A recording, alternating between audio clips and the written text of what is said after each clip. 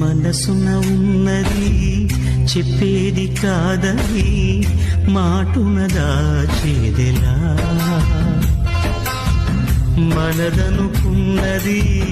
చేజారిందని నమ్మకపోతే ఎలా, మరి మరి తలచి ఊహలలోనే దాచి చాటుగా చూసేదెలా, తగదని తెలిసి తలపే ఆపలేని తప్పును చేసేదెలా, ఇకనైనా చెరగాలి నల్లని నీడలా